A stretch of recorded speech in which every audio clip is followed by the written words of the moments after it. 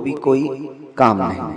روح اور جسم دونوں لازم ملزوم ہیں، اور جب تک ان دونوں کا رشتہ ہے زندگی ہے، اور جہاں ان دونوں کا رشتہ ٹوٹا تو اس کو مردہ کہا جاتا ہے۔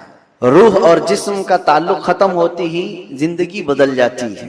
اب مسئلہ یہ ہے روح اور جسموں میں افضل کون ہے، کون زیادہ اعلیٰ ہے؟ تو اب یہ دیکھا جاتا ہے کہ آپ یہ سمجھتے ہوں گے کہ صرف روح ہے اور جسم نہیں ہے، تو کیا مطلب ہے روح کا؟ لیکن روح اور جسم کا جب کمپیریزن ہوگا تو روح اس میں بہت بلند و بالا ہے۔ اس کی وجہ یہ ہے کہ روح کے نکل جانے کے بعد جسم زیادہ دیر تک نہیں سلامت رہ سکتا۔ چند گھنٹے، چند دنوں کے بعد اس کے اندر سڑن پیدا ہوگی اور یہ سڑ گل جائے گا۔ روح کے نکلنے کے بعد جسموں کی کوئی اوقات نہیں رہ جاتی، جسم سب مٹی میں مل جاتے ہیں، گل جاتے ہیں۔ نبیوں کے اور شہیدوں کے جسموں کو چھوڑ کر بات کر رہا ہوں عام طور پر۔ لیکن روح کیا چیز ہے؟ اللہ تبارک و تعالیٰ فرماتا ہے قرآن پاک میں، اے محبوب آپ سے یہ روح کے بارے میں پوچھتے ہیں یہ کیا ہے؟ آپ فرما دیں روح اللہ کے حکم کا نام ہے، روح اللہ کا حکم ہے۔ تو روح جس کے اندر موجود ہے اس کے ساری چیزیں ایکٹیو ہیں، سب چیزیں حرکت کر رہی ہیں، حتیٰ کہ آپ سننے کی جو طاقت رکھتے ہیں اس لیے کہ روح آپ کے جسم کے اندر ہے، اور میں بول رہا ہوں یہ طاقت ہے اس لیے کہ روح ابھی موجود ہے۔ ہاتھ اٹھ رہا ہے، پیر چل رہے ہیں، زبان مزہ چک رہی ہے، آنکھیں جھپک رہی ہیں، یہ ساری حرکتیں روح کے ہونے کی وجہ سے ہیں۔ روح کا تعلق ختم ہو جائے تو جسم یہ سارے حرکتیں نہیں کر سکتا۔ اب میں آپ کو بتا رہا ہوں تھوڑی سی چیزیں آپ توجہ لے لیں۔ روح جب ہمارے جسم کے اندر ہے تو ہم کیا کیا کر سکتے ہیں، اور روح نکل جانے کے بعد کیا نہیں کر سکتے، یہ دماغ میں رکھیے آپ۔ ایک مردہ نہ ہاتھ اٹھا سکتا ہے، نہ پیر اٹھا سکتا ہے، نہ آنکھ کھول سکتا ہے، نہ زبان سے چک سکتا ہے، کچھ نہیں کر سکتا۔ لیکن روح ہونے کے وقت آپ بھی اور ہم بھی کیا کیا کر سکتے ہیں؟ ہم اپنا ہاتھ بھی اٹھا سکتے ہیں، پیر سے جہاں تک چاہے چل سکتے ہیں، بول سکتے ہیں، سن سکتے ہیں، دیکھ سکتے ہیں، سب ہے۔ روح ہونے کے وقت اتنا سب جو کر سکتے ہیں، یہ اتنا ہی نہیں بلکہ میں آپ کو بتا دیتا ہوں اس روح کی اگر کوئی تربیت کرتا ہے تو یہ روح اس کو اتنی طاقت عطا کرتی، اتنی کہ وہ جو سامنے حرکتیں ہو رہی ہیں ہاتھ پیر ہلانے کی، یہ بڑھتے بڑھتے بڑھتے اتنی ہو جاتی ہے کہ اس کے لیمیٹیشن ہی نہیں ہے۔ روح اس کو اتنی طاقت پہنچاتی ہے کہ آج روح میرے اندر ہے، میں سامنے کی دیوار تک دیکھ رہا ہوں، اور روح طاقتور ہو جائے تو ہو سکتا ہے وہ مشرق میں بیٹھ کر مغرب کے حالات کو دیکھ رہا ہو، وہ شمال میں بیٹھ کر کے جنوب کے حالات دیکھ سکتا ہے۔ روح کی طاقت جب بڑھ جاتی ہے تو ہو سکتا ہے آج میرا ہاتھ جتنا لمبا ہے وہاں تک کی چیز چھو سکتا ہوں، پکڑ سکتا ہوں، لیکن روح کی طاقت جب بڑھ جاتی ہے تو بیٹھے بیٹھے مدینہ طیبہ سے ملک شام میں بھی کسی کی مدد کر سکتا ہے۔ اب میں آتا ہوں اسی گفتگو پر۔ تو پھر میرے عزیزو، روح کی تربیت کے لیے کیا کرنا چاہیے؟ پورے دنیا بھر کے آپ دوسرے مذاہب میں بھی دیکھیں گے، ریلیجنز، وہ لوگ بھی تپسیا کر رہے ہیں، آتما کی شکتی حاصل کر رہے ہیں، الفاظ الگ، اور وہ پاور آف سول کہتے ہیں کرسچن لوگ، ہندو لوگ آتما کی شکتی کہتے ہیں۔ اس کے لیے وہ دنیا کو ترک کر رہے ہیں، کچھ کلمات کے جاپ کر رہے ہیں، کسی نہ کسی طرح سے وہ اپنی روح کو بڑھانے کی کوشش کر رہے ہیں۔ تو سب ادیان میں یہ کوئی ایک کانسیپٹ پایا جاتا ہے۔ میں آپ کو بتاتا ہوں اصلی روح کی طاقت وہ ہے، روح نے اگر اپنے رب کو پہچان لیا تو یہ سب سے بڑی طاقتور ہے۔ اور روح جس وقت اللہ رب العزت کو، اپنے خالق کو پہچان لیتی ہے تو وہ رب تبارک و تعالیٰ کی قرب پانے کا جو اس کا مقام ہے وہ ولایت کا مقام ہے، اور وہیں سے اس کی طاقت کا اضافہ ہو جاتا ہے۔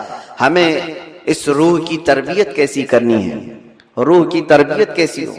دیکھیں آپ کو ایک سمپل سی بات بتا رہا ہوں، جسم کو صبح ناشتہ نہ کرو، دوپہر کا کھانا نہ کھاؤ تو شام تک آپ ہلنے لگ جائیں، اور اگر 3 وقت کا کھانا چھوڑو تو کمزوری جسم پر اور چہرے پر ظاہر ہونے لگ جائے گی۔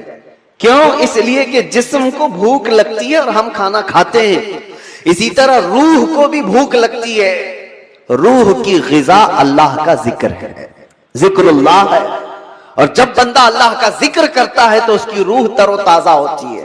اور یہاں تو برسوں سے اللہ کا ذکر ہی نہیں کیا تو کسی کی روح بیمار اتنی ہو چکی ہے کہ اسے کچھ نہیں پتا، صرف چلتا پھرتا ایک لاشا ہے، چلتا پھرتا ایک جسم ہے، روح تو ہے موجود لیکن بڑی کمزور اور بڑی غریب۔ اس روح کو طاقتور بناؤ اللہ کے ذکر سے، ذکر اللہ سے۔ اب آپ کو میں بتاتا ہوں، جہاں یہ روح سلامت ہوتی ہے، انسان کا جسم مر بھی جائے تو اللہ تبارک و تعالیٰ اس کی روح کو اسی طرح باقی رکھتا ہے، روح باقی ہے۔ مرنے کے بعد بھی انسان کے جسم کو قبر میں رکھ دیے جانے کے بعد بھی روح باقی ہے، روح باقی ہے۔ اور روح جب تک طاقتور ہے وہ کیا سے کیا کر سکتی، تصرف اللہ تبارک و تعالیٰ اس کو عطا کیا ہے۔ موت کے بعد بھی اولیاء کاملین کی زندگیاں ہم جو دیکھتے ہیں وہ اسی بنیاد پر ہے کہ انہوں نے اپنی زندگیوں میں جسم سے زیادہ اپنی روح کا خیال کیا۔ لوگ اپنی باڈی بنانے کے لیے جو محنت کرتے ہیں کوئی بات نہیں، کتنے کتنے گھنٹوں لوگ جیم کر کے اپنی جسم کو مضبوط بنانا چاہتے ہیں۔ یہ جسم صرف دکھا سکتے ہیں سامنے لوگوں کو، یا کس لیے کہ فٹ رہنے کے لیے۔ کچھ لوگ کسی کو مکہ مارنے کے لیے کر رہے ہیں، لیکن اس کا 10% بھی اگر روح کی تربیت پر توجہ دی جائے تو میرے عزیزوں طاقت و قوت کا یہ عالم ہوگا کہ اولیاء کاملین کی صف میں اللہ تبارک و تعالیٰ آپ کو وہ مقام عطا فرمائے۔ روح کی طاقت کی طرف توجہ۔ آج پوری دنیا اس سے دور بھاگی ہوئی ہے، ساری چیزیں ہماری روحانیت نکل گئی، ہم میٹل پر محنت کر رہے ہیں، ہم جسموں پر محنت کر رہے ہیں، ہم کپڑوں پر اپنے ظاہر پر محنت کر رہے ہیں۔ روح کے لیے جو اولیاء کاملین کے ہاں تربیت ہوتی تھی وہ خال خال نظر آ رہے ہیں۔ پہلے خانقاہوں میں جانتے ہیں آپ، ماررہ مطہرہ ہندوستان کی بہت بڑی خانقاہ ہے جہاں سے اعلیٰ حضرت بھی بیعت ہوئے تھے، امام اہل سنت مجدد دین و ملت جہاں سے بیعت ہوئے، وہ خانقاہ سادات کی آل رسول وہاں پر ہیں۔ حضرت شاہ حمزہ عینی رضی اللہ تعالیٰ نے بڑے پائے کے بزرگ ہیں، ان کے پاس لوگ آتے تھے تربیت حاصل کرنے کے لیے، اپنے زندگیوں کو سنوارنے کے لیے، یہی روح کی تربیت کے لیے۔ تو ان کو کیا کیا کرایا جاتا تھا پتہ ہے؟ سب سے پہلی چیز ان کی تربیت یہ ہوتی تھی کہ جو چیز تمہاری زندگی میں حاوی ہونے کی کوشش کر رہی ہے اس سے اپنے آپ کو چھٹکارا دلانا۔ جو تمہارے اوپر حاوی ہو رہی ہے، چاہے وہ نیند ہو یا بھوک ہو یا کسی چیز کی چاہت ہو، اگر حاوی ہو رہی ہے، غالب ہو رہی ہے تو اس سے نجات حاصل کر لو، تب تمہاری روح پاورفل ہوگی۔ ورنہ تم غلام بن کر کے رہو گے، اپنی خواہشوں کے غلام بن کر کے رہو گے۔ ابھی من کیا بریانی کھانے کا، بھاگ کر چلے گئے، تم خواہش کے غلام ہو، تم ظاہری چیزوں کے غلام ہو۔ نیند تمہیں غلام بنا کر رکھی ہے، جب وہ آئی تو تم تو لمبے ہو گئے۔ تمہارا کنٹرول نیند پر نہیں، تمہارا کنٹرول بھوک پر نہیں، بلکہ وہ چیزیں تم پر کنٹرول رکھی ہوئی ہیں، تو سمجھ لو کہ تم کمزور آدمی ہو، تم کمزور ہو، تمہاری روح وہ طاقت نہیں رکھتی، تم مجبور ہو۔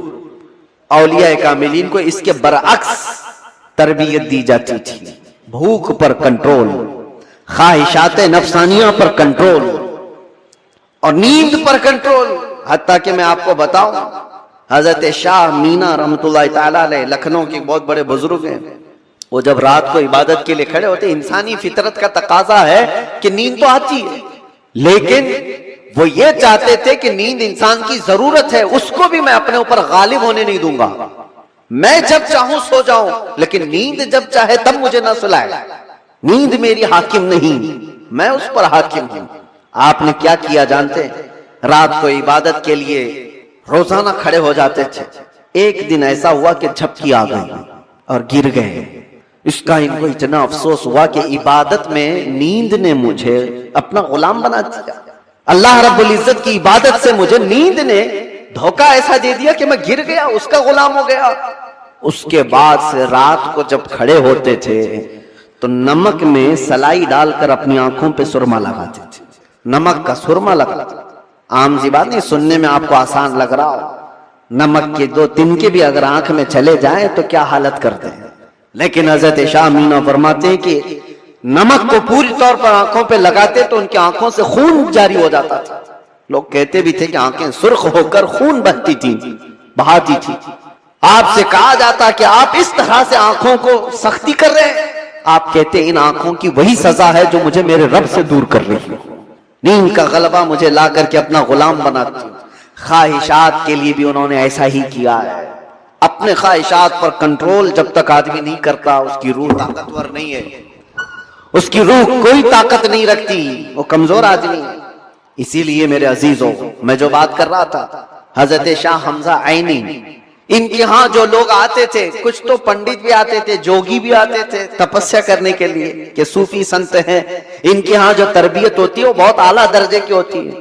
آپ یہ کہتے تھے کہ انسان سب سے زیادہ کن چیزوں کا محتاج ہے؟ کھانے کا, پینے کا, سونے کا, یہی سب چیزیں.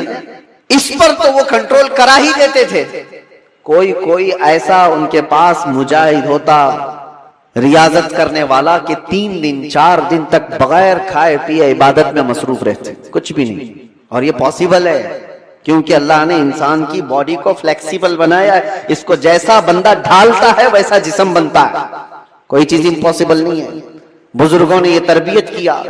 اب ایک مقام ایسا آیا کہ کھانے پینے کی بات تو چھوڑو, یہ جو محتاجی ہے, جو بھوک لگتی ہے, اس سے تو انہوں نے کنارہ کر لیا. ایک شاگرد نے ان سے کہا کہ حضور, کھانے سے تو ہم محتاج نہیں ہیں, جب ہم چاہیں گے کھا لیں گے, بھوک ہم کو غلام نہیں بنا رہی یاد, پیاس بھی ہم کو غلام نہیں بنا سکتی, لیکن یہ جو سانس لیتے ہیں اس کے تو ہم محتاج ہیں, سانسوں کے بغیر تو رہ نہیں سکتے. آپ نے فرمایا میں وہ بھی تربیت تمہیں کرا دوں گا, اس کی بھی تربیت کرا دوں. تو حبس نفس اولیاء کاملین کے ہاں, میں تصوف کی بات کر رہا ہوں, ایک تربیت یہ بھی ہے ان کے ہاں, حبس نفس. حبس نفس یا حبس دم جس کو کہا جاتا ہے, کیا ہے؟ ان کو سانس روکنے کی تربیت دی جاتی تھی. سانس روک لو, آپ اپنی ناک اور منہ بند کر کے دیکھو کتنی دیر روک سکتے ہو, شاید 1 منٹ, کیونکہ عادت نہیں ہے. 1 منٹ سے زیادہ اپنے ناک اور منہ کو پکڑ نہیں سکتے. لیکن تربیت کے بعد ماررہ مطہرہ کی تاریخ میں ہے, حضرت شاہ حمزہ عینی کی بارگاہ میں جو تربیت پاتے تھے, ان کو سانس روکنے کی جو تربیت دی جاتی تھی, فجر کے بعد وہ سانس کو روکتے تھے تو ظہر تک لے کر جاتے تھے, ظہر تک. لوگوں کو ایسا لگ رہا ہوگا کہ اڑتی ہوئی باتیں ہیں, نہیں میرے عزیزو, جب بندہ اپنے جسم کو ڈھالتا ہے کسی چیز میں تو اللہ تبارک و تعالی ہر چیز اس کے لیے ممکن بنا دیتا. اور ہم نے دنیا میں اپنے جسموں کو آزاد کر رکھا ہے, ساری دنیا اس جسم پر راج کرتی ہے, خواہشات ہم پر حکم کرتے ہیں, ہم ان پر کنٹرول نہیں پا رہے. آج ضرورت اسی بات کی ہے کہ ہم جن چیزوں کے ایڈکٹ ہوتے جا رہے ہیں ان چیزوں کو اپنی زندگی سے دور کرتے جائیں. کوئی خواہشات ایسی ہیں جو میرے اوپر حاوی ہو رہی ہوں, ان خواہشات سے اپنے دامن کو چھڑانے کی کوشش کریں. اور یہی تربیت بارگاہ مصطفیٰ صلی اللہ علیہ وسلم کی تھی. ایک بات میں آپ کو بتاتا ہوں, مجبوری کے عالم میں بھی اولیاء کاملین نے اپنے آپ کو دنیا کے حوالے نہیں کیا, وہ بچنے کی ہر ممکن کوشش کرتے رہے. ایک بزرگ کے متعلق ہم نے پڑھا ہے, حضرت مشکی رحمت اللہ علیہ, عراق کے ایک بزرگ, لیکن وہ جوان شخص, مشکی غالباً عبداللہ کچھ نام تھا, بہت خوبصورت, دیکھنے میں بالکل ہینسم نوجوان, ایک کپڑے کی دکان پر کام کرتے تھے. شہر کی ایک امیر عورت کپڑا خریدنے آئی اور وہ عیاش عورت تھی, اس نے لڑکے کو دیکھا, نوجوان کو, اس پر فریفتہ ہو گئی. بہانے سے کپڑے کی بہت بڑی تھان خریدا اور اس کے بعد اس نوجوان سے کہا کیا تم میرے محل تک پہنچاؤ گے, میں اس کی اجرت دوں. بھولا بھالا نوجوان کپڑے اٹھا لیا اور چل پڑا. اس خاتون کے گھر جب پہنچے تو اس نے کپڑے کی وہ تھان اندر رکھوائی اور کمرے میں اسے بلا کر دروازے بند کر دیے, اور اس کے بعد اس نوجوان سے کہا کہ تو اب آزاد نہیں ہے, تو میرے پاس قید ہے, میں تجھے یہاں پر اس بہانے سے لے آئی ہوں, تجھے جو چاہیے وہ میں دے دوں گی, مال دولت جو بھی ہے, لیکن میری خواہشات پوری کر دیں. وہ کانپنے لگ گئے. اللہ کا خوف, اللہ کا ڈر, جس کی روح مضبوط اور طاقتور ہوتی ہے ہر مصیبت سے اس کو کسی نہ کسی طرح بچا لیتی ہے, اللہ کا فضل ہوتا ہے. اس نوجوان نے کہا یہ ہرگز میں نہیں کر سکتا. اس خاتون نے کہا تو پھر تم یہاں سے بچ کے بھی نہیں جا سکتے, کسی حالت میں تم بچ کے بھی نہیں جا سکتے, اور نہ کسی کو پتا ہے کہ تم یہاں اندر ہو. کل کو میں یہ الزام بھی لگا سکتی ہوں کہ تم نے میری عزت کو تار تار کیا ہے اور تمہیں میں پھانسی کی سزا بھی دلا سکتی ہوں۔ اس نوجوان کی مجبوری دیکھیں کہ خاتون نے ایسے اس کے اوپر حاوی ہونے کی کوشش کی کہ کسی بھی طرح سے اس کو گناہ کی سرزمین پر دھکیل کے، لیکن یہ نوجوان ہے اچانک نہ جانے دل و دماغ میں کیا خیال آیا، کہا کہ ٹھیک ہے مجھے استنجا کرنا ہے، طہارت، ٹوائلٹ جانا ہے۔ اس نے کہا یہیں اندر ہی ہے، اندر تم فارغ ہو جاؤ۔ تو وہ طہارت خانے میں گیا، نوجوان کچھ نہیں دیکھا، وہاں کی غلاظت اٹھا کر کے اپنے چہرے پر اپنے جسم پر سب لگا لیے اور باہر آیا اس خاتون کے پاس۔ اس عورت نے دیکھا کہ بدبو اور یہ غلاظت یہ جسم پر، وہ چیخ مار کر دروازے کھولتی ہے کہ کوئی پاگل آیا، اس کو گھر سے نکالو، جلدی یہاں سے نکالو اس کو۔ تو سارے لوگوں نے پکڑ کر کے ان کو نکال دیا کہ پاگل نوجوان گھر کے اندر کیسے گھس آیا۔ ان کو اس کی نہیں پڑی تھی کہ مجھے لوگ پاگل کہیں، لوگ میری بدبو کو دیکھیں، لوگ مجھے غلاظت ملا ہوا شخص کہیں، کچھ فکر نہیں تھی۔ اور نوجوان وہاں سے نکلا اور راستے میں ایک کنویں میں جا کر اس نے غسل کیا۔ روایت میں موجود ہے اس کے بعد سے ہر دن ان کے جسم سے مشک کی خوشبو آتی تھی۔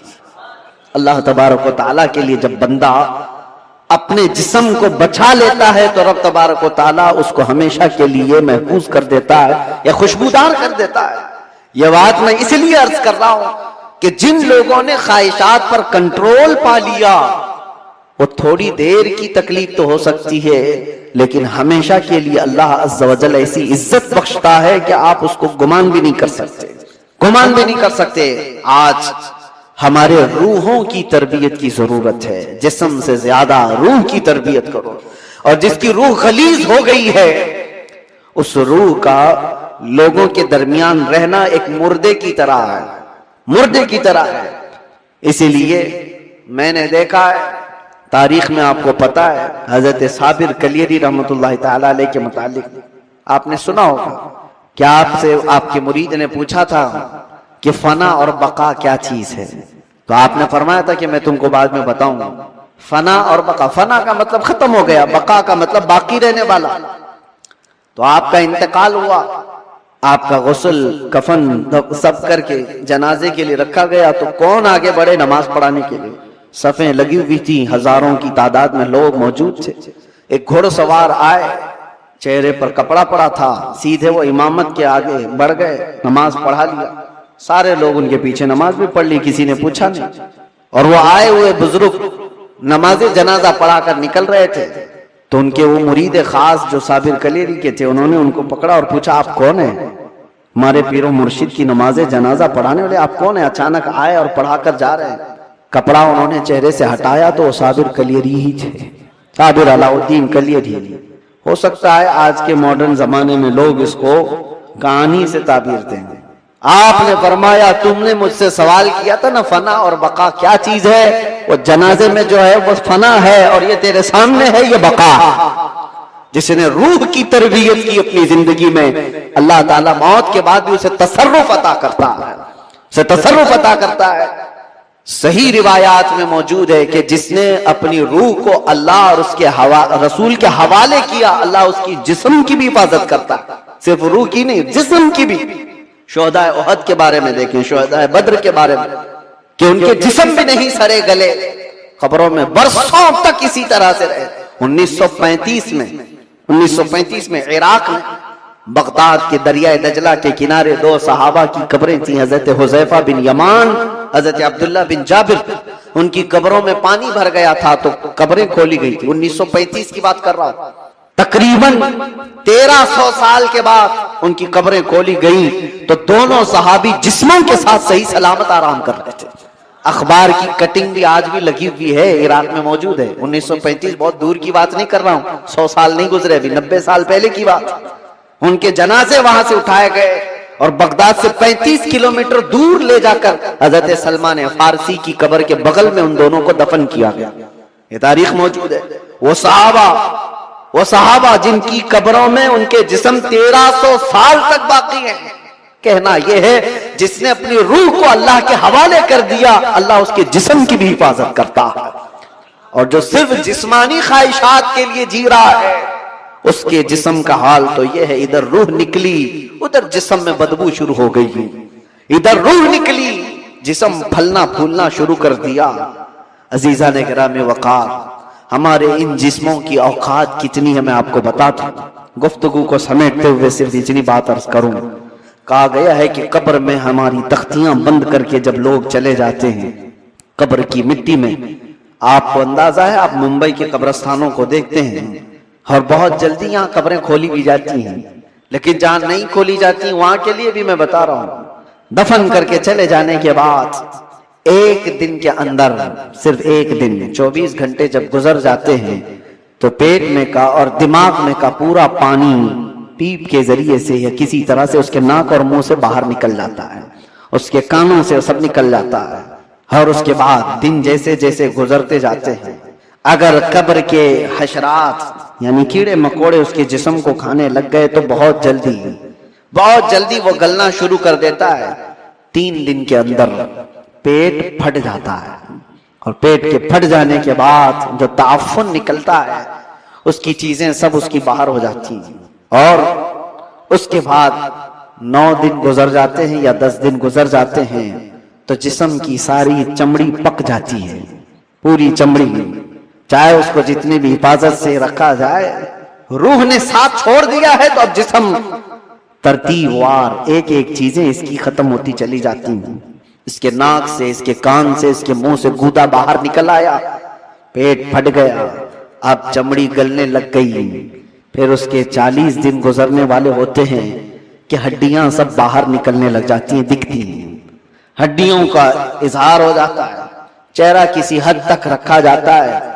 کہا گیا کہ مہینہ گزر جاتا ہے تو کہ اس کی آنکھوں کی پتلیاں بھی باہر نکل جاتی ہیں، مہینہ 2 مہینہ گزرتا ہے کہ اس کے بعد پھر جسم کے اندر جتنی نرم چیزیں تھی سب نکل جاتی ہیں، پھر ڈھانچہ باقی رہ جاتا ہے، اور ڈھانچہ، ہڈیاں بھی اپنے آپ میں ٹوٹنے لگ جاتی ہیں، اس کے پیروں کی ہڈیاں اس کے کمر سے الگ ہو جاتی ہیں، اس کے گھٹنے سے اس کے ران کی ہڈیاں الگ، اس کے بازوؤں کی ہڈیاں الگ۔ اسی لیے 6 مہینے سال بھر کے بعد جب آپ قبر کو دوبارہ کھود رہے ہوتے ہیں تو پورا ڈھانچہ کسی کو نہیں ملتا، کسی کی گھٹنے کی ہڈی، کسی کے سر کی کھوپڑی اور کسی کے پیر کی ہڈی، یہی سب چیزیں ملتی ہیں، جسم سب چھوڑ چکا ہوتا ہے۔ یہ وہی جسم ہے جس کو ہم گھنٹوں آئینے کے سامنے سجا رہے ہوتے ہیں، یہ وہی جسم ہے جس کے اوپر ہم اپنی محنت خرچ کر رہے ہیں، چاہے وہ جیم میں جا کر، میں نہیں کہتا کہ فٹ نہیں رہنا چاہیے، فٹ رہنا چاہیے، لیکن یہ نہیں ہے کہ کل محنت ہم اپنے جسم پر لگائیں اور روح کا خیال ہی نہیں کیا، روح کا خیال ہی نہیں کیا تو یہ جسم جس وقت ساتھ چھوڑ دیتا ہے تو میرے عزیزوں بہت برا حشر ہو جاتا ہے۔ مولا علی کرم اللہ وجہہ الکریم ایک بار قبرستان تشریف لے گئے، قبروں کو سلام کیا، السلام علیکم یا اہل القبور، اور اس کے بعد وہ مولا کائنات ہیں، قبر والوں سے یوں کہتے ہیں کیف احوالکم یا اہل القبور، اے قبروں والے تمہارے حالتیں کیا ہیں؟ سعید ابن مسیب حضرت علی کے ساتھ تھے، حضرت علی رضی اللہ تعالیٰ عنہ کے شاگرد، مدینے کے مشہور تابعی سعید ابن مسیب کہتے ہیں میں مولا علی کو دیکھ رہا تھا، وہ قبر والوں سے پوچھ رہے ہیں، تھوڑی ہی دیر کے بعد آپ کی آنکھوں سے موٹے موٹے آنسوؤں کے قطرات نکلنے لگے اور دھارو قطار آپ رونے لگے۔ سعید ابن مسیب پوچھتے ہیں مولا علی کرم اللہ وجہہ الکریم سے کہ سرکار آپ ان سے بات کر رہے ہیں اور رو کس بات پر رہے ہیں؟ مولا علی نے فرمایا میں نے ان سے صرف اتنا پوچھا کہ تمہاری حالتیں کیا ہیں، تو قبر والوں نے مجھے جواب دیا اے علی ہماری کیا حالتیں پوچھتے ہو، اس چہرے کو رب تبارک و تعالیٰ نے بچھوؤں کی غذا بنا دیا ہے جس کو ہم سجایا کرتے تھے، ان بالوں کو جن میں ہم کنگا کرتے تھے پیپ نکل آیا ہے، کیڑے کھینچ رہے ہیں، ہماری ان آنکھوں کو آج خیرہ کر دیا گیا ہے، ان آنکھوں کو سیاہ کر دیا گیا ہے، ہمارے وہ بازو جس پر ہمیں بڑا ناز تھا ہم آج ہلا بھی نہیں پاتے اور ان کو بڑی مضبوطی کے ساتھ توڑ دیا گیا ہے، ختم کر دیا گیا ہے۔ حضرت علی کرم اللہ وجہہ الکریم سعید ابن مسیب سے کہتے ہیں قبر والوں کے یہ جواب سن کر بتاؤ کیا میں مسکرا سکتا ہوں، کیا میں ہنس سکتا ہوں؟ تو پھر اللہ کا خوف ہے کہ میں زارو قطار رو پڑا۔ میرے عزیزو ہم سب بھی اسی منزل کے راہی ہیں، ہم بھی اسی آخری مکان کے مسافر ہیں جہاں ہم سب کے ساتھ یہ ہونا ہے۔ اس لیے جب تک رب تبارک و تعالیٰ نے ہمارے جسم میں روح باقی رکھا ہے، اس روح کی توجہ کرو، اس کی تربیت کرو، ورنہ وقت گزر جانے کے بعد قرآن پاک میں ہے کئی ایسے لوگ ہیں جو کہتے ہیں رب تعالیٰ سے، کیا کہتے ہیں؟ لو کننا نرد، اے اللہ اگر کاش ایک بار ہم کو تو لوٹا دے، کننا نعمل، ہم بہت اچھا عمل کریں گے، عملا صالحا، ہم نیک بن کر کے آئیں گے، لو نرد، ہم لوٹا دیے جائیں، اگر ایک بار ہمیں دوبارہ دنیا میں بھیج دے، ہم پکے مومن بن کر کے آئیں گے، ہم نیک عبادت گار بن کر کے آئیں گے۔ رب تعالیٰ فرماتا ہے کلا، ہرگز نہیں، جو وقت تھا وہ بیت چکا، اب عمل کا وقت نہیں، اب صرف حساب کا وقت ہے، اب صرف حساب کا وقت ہے۔ اسی لیے عربی میں ایک مقولہ میں پڑھتا تھا اپنے طالب علمی کے زمانے میں نے تو اپنے سرانے پر اس کو لگایا ہوا تھا، حاسبو قبل ان تحاسبو، اپنا حساب پہلے پورا کر لو اس سے پہلے کہ تمہارا حساب لیا جائے، اپنا کیلکولیشن پورا کریکٹ کر کے رکھ لو کہ اس سے پہلے کہ تمہارا حساب لیا جائے۔ عزیزان گرامی، آج ہماری زندگیاں ایسی ہیں، ہم انکم ٹیکس کے ڈر سے تو اپنا حساب پورا صحیح کرنے کی کوشش تو کرتے ہیں، سی اے کو دے دیا، اس کو دے دیا، سب سے پوچھ تاچھ کر کے کہ کہیں کوئی لوپ ہولز نہ رہ جائے تاکہ ہم پکڑ میں نہ آئیں۔ بینکوں کے معاملات صحیح کر رہے ہیں کہ کہیں ہم ای ڈی کے چھاپے میں نہ آ جائیں، انکم ٹیکس کے چھاپے میں نہ آ جائیں۔ یہ زیادہ سے زیادہ تمہیں کیا کر سکتے ہیں، زندگی میں ہی تو سزا دے سکتے ہیں، لیکن ان کو چھپا بھی سکتے ہو اپنے معاملات۔ سی اے تمہیں چھوٹے راستے بھی بتاتا ہے اور الگ شارٹ راستے بھی بتاتا ہے، لیکن اس رب العالمین کی بارگاہ میں تم کوئی